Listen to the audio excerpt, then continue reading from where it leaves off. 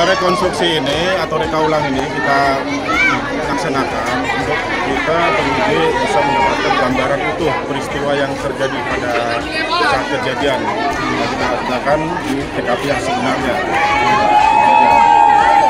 Kalau untuk kasusnya sendiri Pak, perkembangannya asalnya apa masih sama Pak dikenakan?